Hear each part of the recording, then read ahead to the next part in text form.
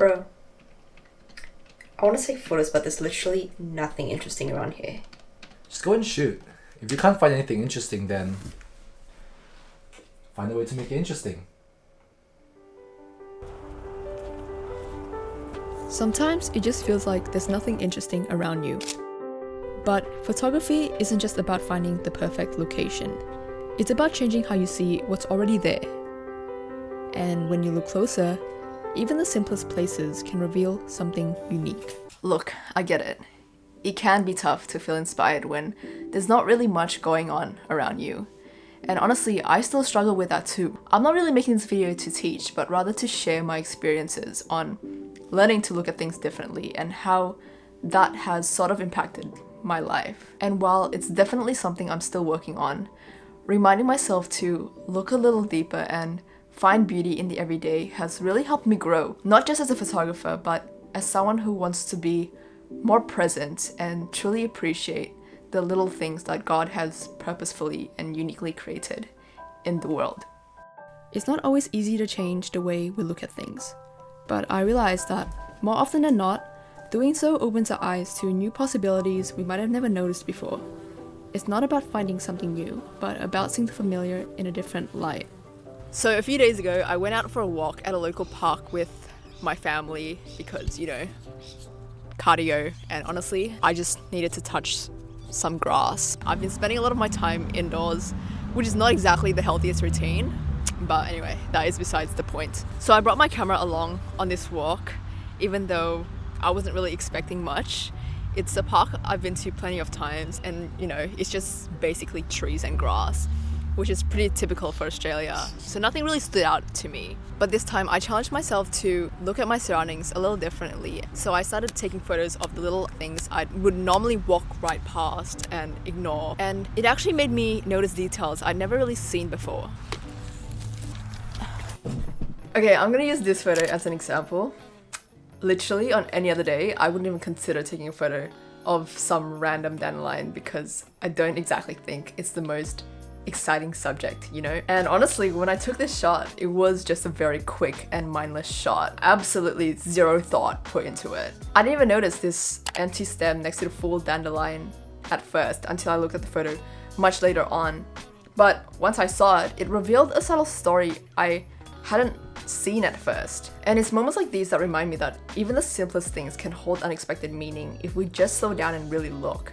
So yeah, I'm not showing this photo because I think it's the greatest shot ever, but because it's a good example of how a tiny detail can tell a bigger story. I've also come to realize that sometimes it's less about what you're photographing and more about how you make it interesting. For some reason, my dad was very invested in me capturing the dandelion fluff thingy as he blew on it, and after way too many tries, we got this shot. But the point is, even something as simple as a dandelion can become interesting with just a change in perspective and even a little bit of creativity. The truth is, every place has its own history, full of stories waiting to be told. But we usually think of stories tied to popular landmarks or beautiful landscapes. And yeah, it makes sense. Finding inspiration in busy places like cities and popular spots often comes by much easier. There's always something happening. Movement, colors, unique buildings. It almost feels like inspiration is handed to you on a plate. But what about the places we pass by every day without even noticing? Those are the ones that really make you slow down and find stories hidden beneath the surface. On the same walk, we came across this old tank covered in graffiti, and at first it just looked like another dull spot that I'd normally just pass by. But I took a few photos of the graffiti anyway, just to make the most of what was there. But then my mum pointed out these stairs. Shout out, Mum. It just looked like another rusted staircase at first, but as I got closer, I noticed that there were faded marks on the wall, which looked like traces of where more stairs used to be. So I began taking pictures and playing around with different angles just to see what potential stories might come up. In this first shot, I went with a wider composition, and this gives the shot more context since you can see what the structure actually is. And then for this shot, I went closer and it reveals more texture and detail, but it loses the full context since you can't see where the staircase is leading or if it's actually leading somewhere, and this kind of gives the shot a bit more mystery. Same goes for this shot, except I emphasize the height of the stairs more, which creates a slightly different feel, and you can see more of the staircase leading somewhere. And then there's this angle which barely gives any context, but I purposely framed the shot so that the stairs were more centered and isolated. You can't really tell it's a part of a tank. All you really see are the stairs and the marks on the wall, which does add a sense of character and also hints at age. That's why I like this perspective the most, because it focuses only on a small part of a bigger story and leaves the rest up to your imagination. Oh yeah, and then there's this one, which honestly I just thought was a cool angle. I don't know. Looking back at these photos, I realized how often we miss small details, even when they're right in front of us. Familiar things become invisible until we make the effort to see them with fresh eyes.